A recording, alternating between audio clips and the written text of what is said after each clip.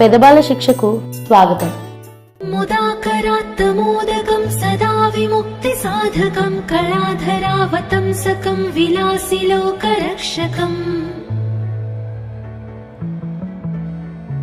అనాయకైకనాయకం వినాశితే భదైత్యకం నతాసుభాసునాశకం నమామి తం వినాయకం.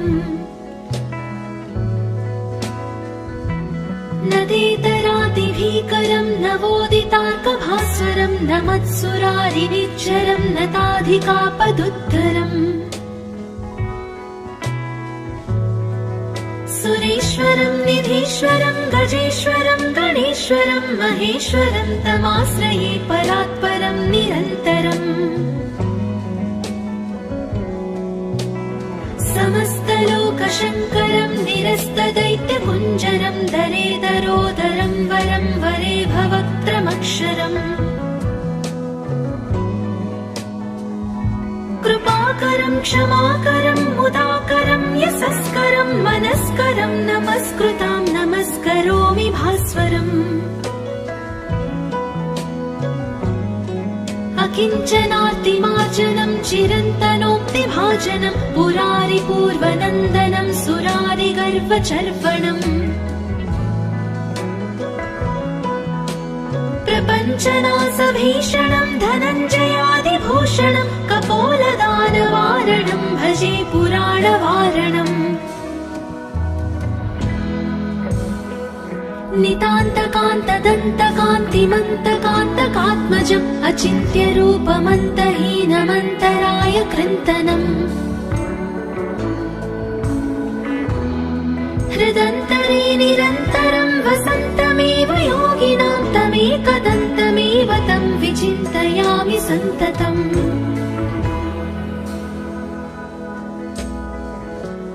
महागणेश पञ्चरत्नमादरेण योऽन्वहं प्रजल्पति प्रभातके हृदि स्मरन् गणेश्वरम्. अरोगतामदोषतां सुसाहितिं सुपुत्रतां समाहितायुरष्टभूतिमभ्युपैति सोच्चिरात्. ముదాకరాత్తమోదకం సదా విముక్తి సాధకం కళాధరావతంసకం విలాసిలోకరక్షకం. అనాయకైకనాయకం వినాశితే భదైత్యకం నతాసుభాసునాశకం నమామి తం వినాయకం. నదేతరాదిభీకరం నవోదితార్కభాస్వరం నమత్సురారినిచ్చరం నతాధికాపదుద్ధరం సురేశ్వరం నిధీశ్వరం గజేశ్వరం గణేశ్వరం మహేశ్వరం తమాశ్రయే పరాత్పరం నిరంతరం. సమస్తలోకశంకరం నిరస్తదైత్యకుంజరం దలేదరోదరం వరం వరే భవక్త్రమక్షరం. కృపాకరం క్షమాకరం ముదాకరం యశస్కరం మనస్కరం నమస్కృతాం నమస్కరోమి భాస్వరం. అకించనార్తిమార్జనం చిరంతనోక్తిభాజనం పురారి పూర్వనందనం సురారి గర్వచర్వణం. ప్రపంచనాశభీషణం ధనంజయాదిభూషణం కపోలదానవారణం భజే పురాణవారణం. నితాంతకాంతదంతకాంతిమంతకాంతకాత్మజం అచింత్యరూపమంతహీనమంతరాయ కృంతనం. హృదంతరే నిరంతరం వసంతమేవ యోగినాం తమేకదంతమేవ తం విచింతయామి సంతతం.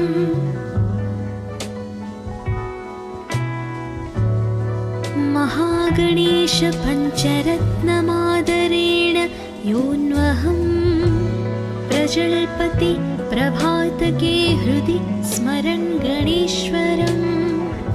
अरोगताम दोषतां सुसाहितिं सुपुत्रताम् समाहितायुरष्टभूतिमभ्युपैति सोच्चिरात् मुदाकरात्तमोदकं सदा विमुक्तिसाधकं कलाधरावतंसकं विलासिलोकरक्षकम् अनायकैकनायकं विनाशितेभदैत्यकं नतासुभासुनाशकं नमामि तं विनायकम् नदेतरातिभीकरं नवोदितार्कभास्वरं नमत्सुरारिनिच्चरं नताधिकापदुद्धरम् सुरेश्वरं निधीश्वरं गजेश्वरं गणेश्वरं महेश्वरं तमाश्रये परात्परं निरन्तरम् समस्तलोकशङ्करं निरस्तदैत्यकुञ्जरं दरेदरोदरं वरं वरे भवक्त्रमक्षरम्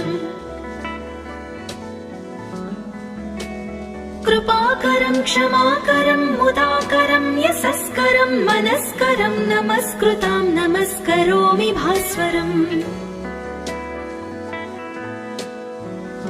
अकिञ्चनार्तिमार्जनं चिरन्तनोक्तिभाजनं पुरारिपूर्वनन्दनं सुरारिगर्वचर्वणम्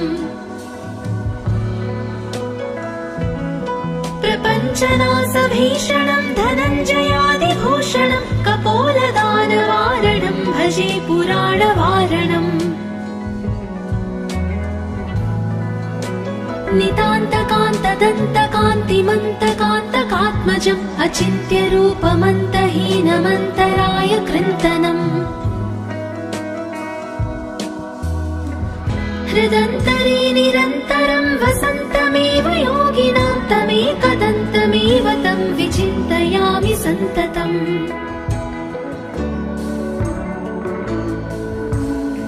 महागणेश पञ्चरत्नमादरेण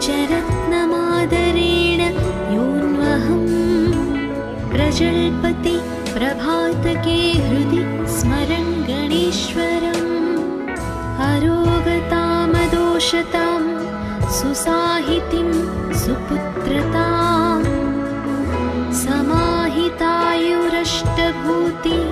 समाहितायुरष्टभूतिमभ्युपैति सोच्चिरात् मुदाकरात्तमोदकं सदा विमुक्तिसाधकं कलाधरावतंसकं विलासिलोकरक्षकम् अनायकैकनायकं विनाशितेभदैत्यकं नतासुभासुनाशकं नमामि तं विनायकम् नदेतरातिभीकरं नवोदितार्कभास्वरं नमत्सुरारिनिच्चरं नताधिकापदुद्धरम् सुरेश्वरं निधीश्वरं गजेश्वरं गणेश्वरं महेश्वरं तमाश्रये परात्परं निरन्तरम् समस्तलोकशङ्करं निरस्तदैत्यकुञ्जरं दरेदरोदरं वरं वरे भवक्त्रमक्षरम् कृपाकरं क्षमाकरं मुदाकरं यशस्करं मनस्करं नमस्कृतां नमस्करोमि भास्वरम् अकिञ्चनार्तिमार्जनं चिरन्तनोक्तिभाजनं पुरारिपूर्वनन्दनं सुरारिगर्वचर्वणम् प्रपञ्चनासभीषणं धनञ्जयादिभूषणं कपोलदानवारणं भजे पुराणवारणम्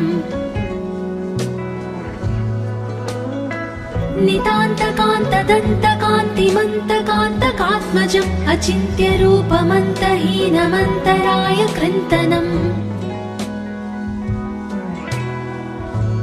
हृदन्तरे निरन्तरं वसन्तमेव योगिनां तमेकदन्तमेव तं विचिन्तयामि सन्ततम्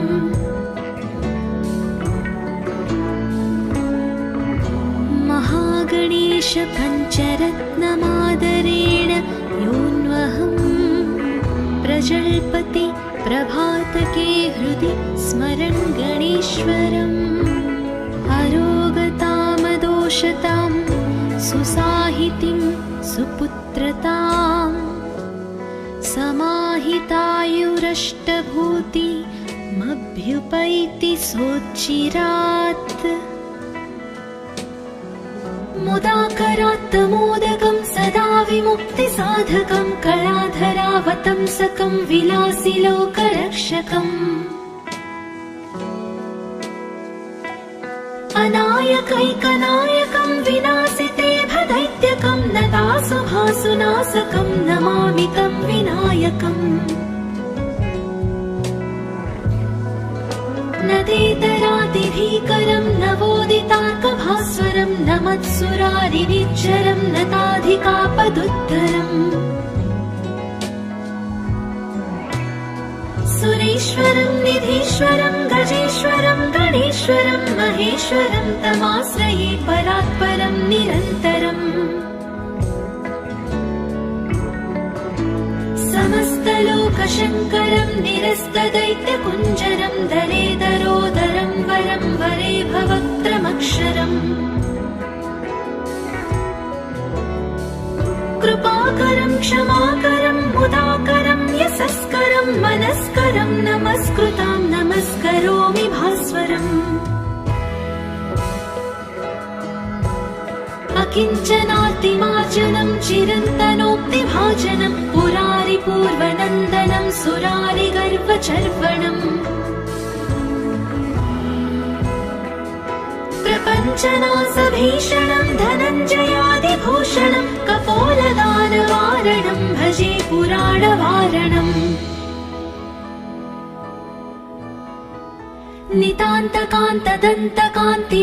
नितान्तकान्तदन्तकान्तिमन्तकान्तकात्मजम् अचिन्त्यरूपमन्तहीनमन्तराय कृन्तनम्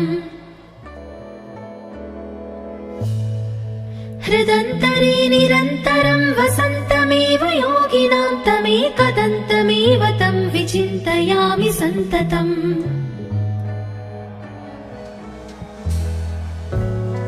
महागणेश पञ्चरत्नमादरेण योऽन्वहम् प्रजल्पति प्रभातके हृदि स्मरन् गणेश्वरम् अरोगतामदोषतां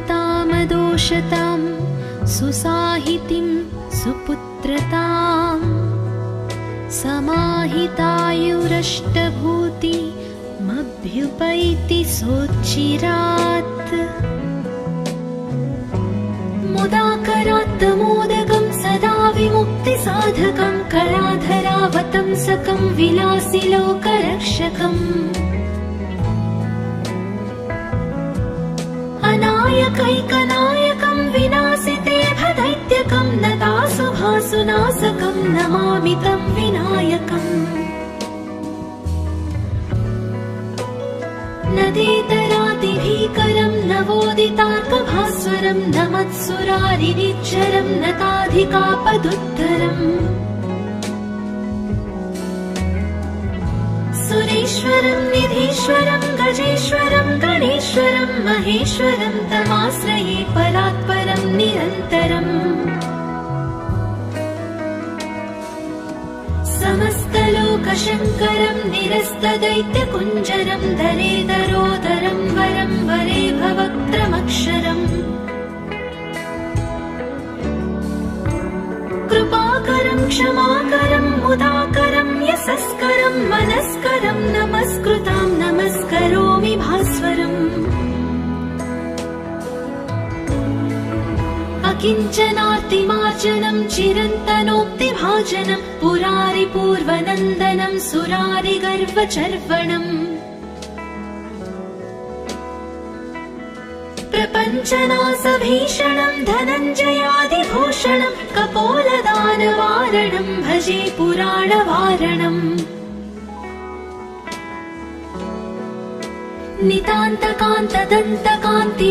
नितान्तकान्तदन्तकान्तिमन्तकान्तकात्मजम् अचिन्त्यरूपमन्तहीनमन्तराय कृन्तनम् हृदन्तरे निरन्तरं वसन्तमेव योगिनां तमेकदन्तमेव तं विचिन्तयामि सन्ततम्।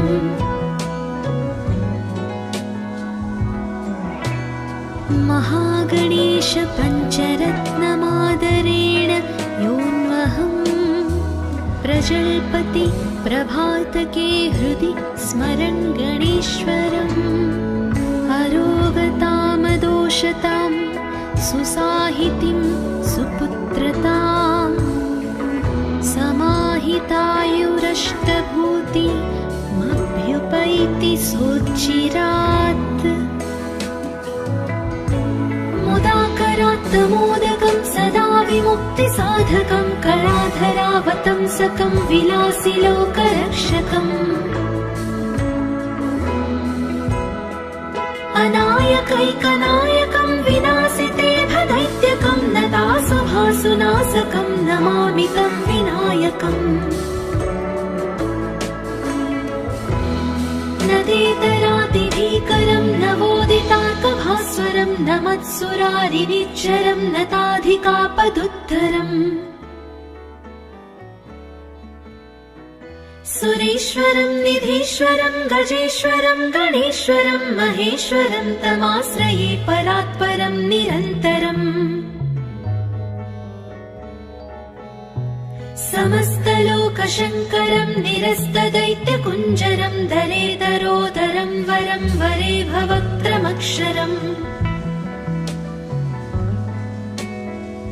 कृपाकरं क्षमाकरं मुदाकरं यशस्करं मनस्करं नमस्कृतां नमस्करोमि भास्वरम्। अकिञ्चनार्तिमार्जनं चिरन्तनोक्तिभाजनं पुरारिपूर्वनन्दनं सुरारिगर्वचर्वणम्। प्रपञ्चनाशभीषणं धनञ्जयादिभूषणं कपोलदानवारणं भजे पुराणवारणम्। नितान्तकान्तदन्तकान्तिमन्तकान्तकात्मजम् अचिन्त्यरूपमन्तहीनमन्तराय कृन्तनम्। हृदन्तरे निरन्तरं वसन्तमेव योगिनां तमेकदन्तमेव तं विचिन्तयामि सन्ततम्।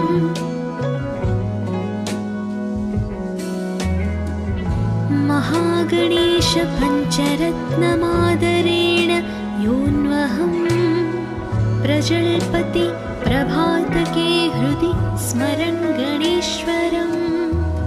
अरोगतामदोषतां सुसाहितिं सुपुत्रतां समाहितायुरष्टभूतिमभ्युपैति सोच्चिरात्।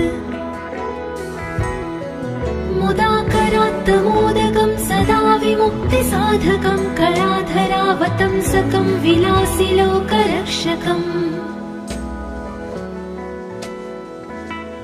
अनायकैकनायकं विनाशितेभदैत्यकं नतासुभासुनाशकं नमामि तं विनायकम्। नदेतरातिभीकरं नवोदितार्कभास्वरं नमत्सुरारिनिच्चरं नताधिकापदुद्धरम्। सुरेश्वरं निधीश्वरं गजेश्वरं गणेश्वरं महेश्वरं तमाश्रये परात्परं निरन्तरम्।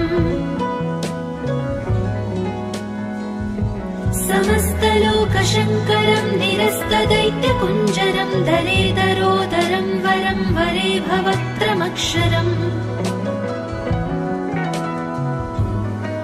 कृपाकरं क्षमाकरं मुदाकरं यशस्करं मनस्करं नमस्कृतां नमस्करोमि भास्वरम्। अकिञ्चनार्तिमार्जनं चिरन्तनोक्तिभाजनं पुरारिपूर्वनन्दनं सुरारिगर्वचर्वणम्। प्रपञ्चनाशभीषणं धनञ्जयादिभूषणं कपोलदानवारणं भजे पुराणवारणम्।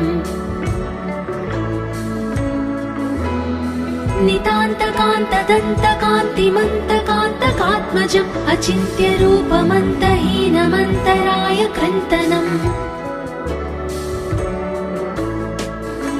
हृदन्तरे निरन्तरं वसन्तमेव योगिनां तमेकदन्तमेव तं विचिन्तयामि सन्ततम्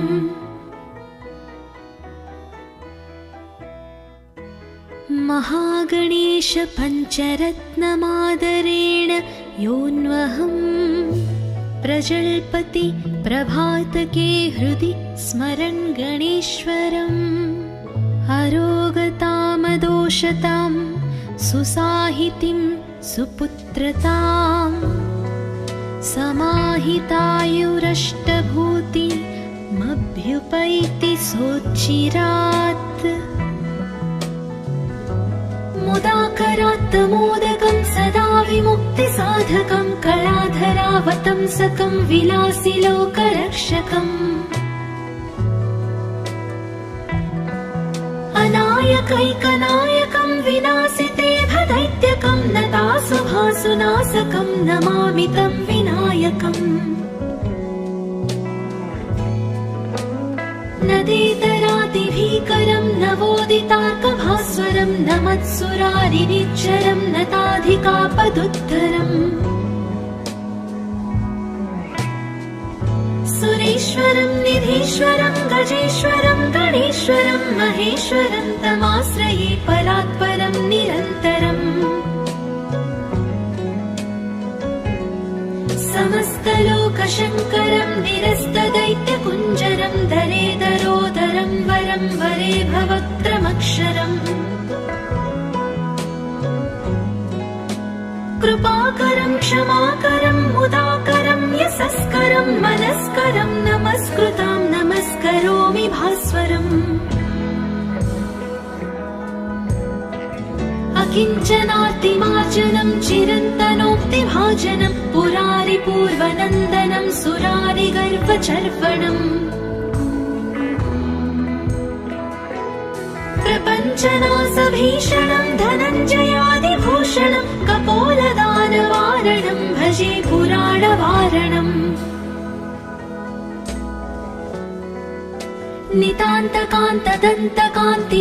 नितान्तकान्तदन्तकान्तिमन्तकान्तकात्मजम् अचिन्त्यरूपमन्तहीनमन्तराय कृन्तनम् हृदन्तरे निरन्तरं वसन्तमेव योगिनां तमेकदन्तमेव तं विचिन्तयामि सन्ततम्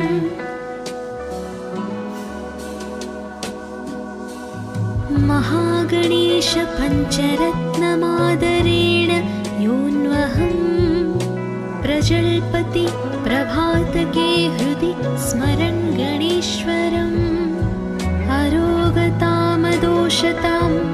सुसाहितिं सुपुत्रताम्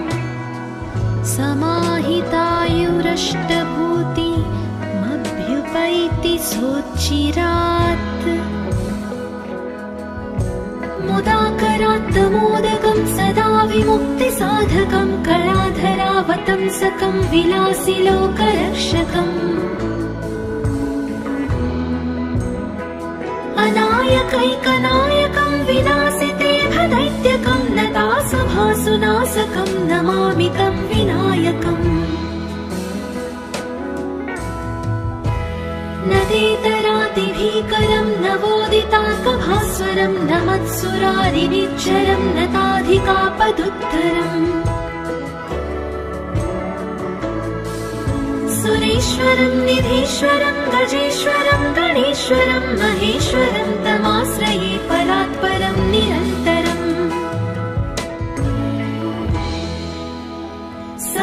समस्तलोकशङ्करं निरस्तदैत्यकुञ्जरं दरेदरोदरं वरं वरे भवक्त्रमक्षरम् कृपाकरं क्षमाकरं मुदाकरं यशस्करं मनस्करं नमस्कृतां नमस्करोमि भास्वरम् अकिञ्चनार्तिमार्जनं चिरन्तनोक्तिभाजनं पुरारिपूर्वनन्दनं सुरारिगर्वचर्वणम् प्रपञ्चनासभीषणं धनञ्जयादिभूषणं कपोलदानवारणं भजे पुराणवारणम्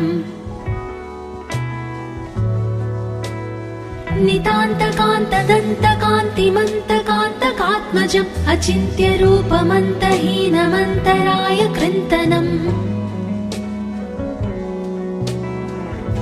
हृदन्तरे निरन्तरं वसन्तमेव योगिनां तमेकदन्तमेव तं विचिन्तयामि सन्ततम्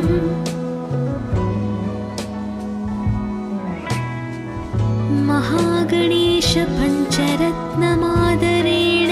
योऽन्वहं प्रजल्पति प्रभातके हृदि स्मरन् गणेश्वरम् अरोगतामदोषतां सुसाहितिं सुपुत्रतां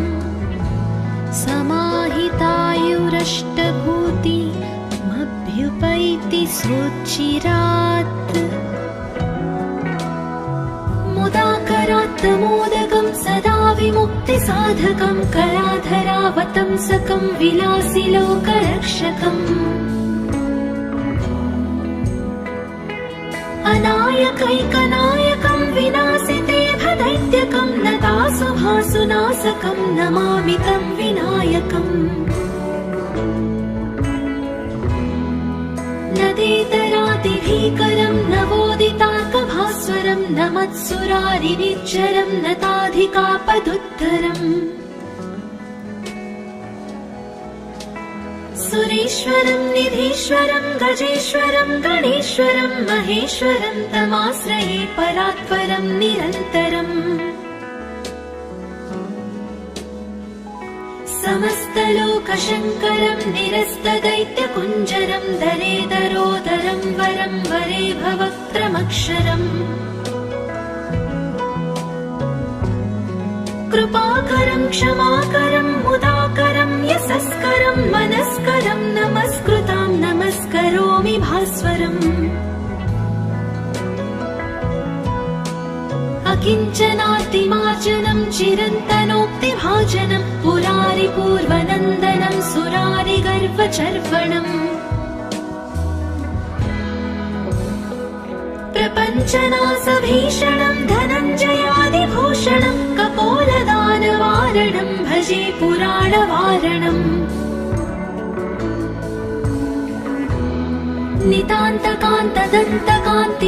नितान्तकान्तदन्तकान्तिमन्तकान्तकात्मजम् अचिन्त्यरूपमन्तहीनमन्तराय कृन्तनम् हृदन्तरे निरन्तरं वसन्तमेव योगिनां तमेकदन्तमेव तं विचिन्तयामि सन्ततम्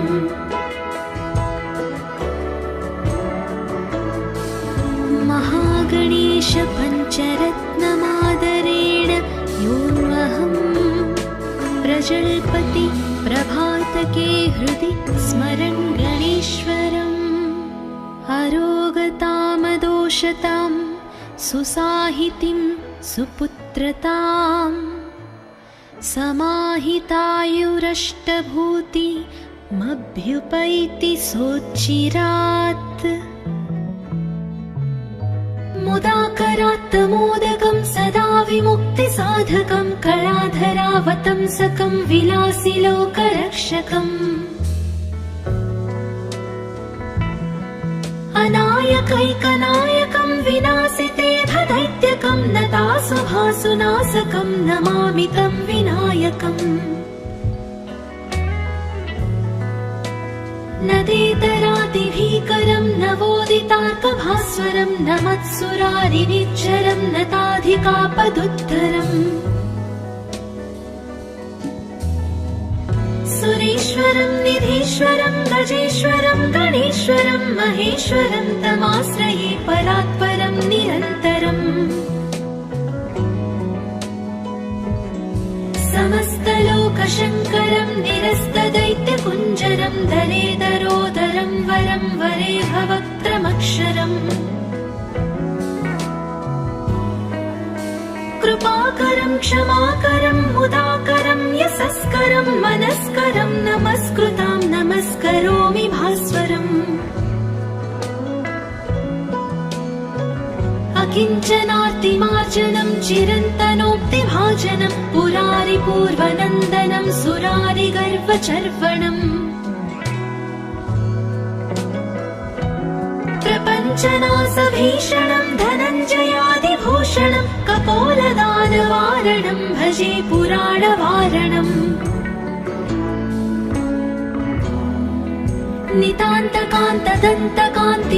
नितान्तकान्तदन्तकान्तिमन्तकान्तकात्मजम् अचिन्त्यरूपमन्तहीनमन्तराय कृन्तनम् हृदन्तरे निरन्तरं वसन्तमेव योगिनां तमेकदन्तमेव तं विचिन्तयामि सन्ततम्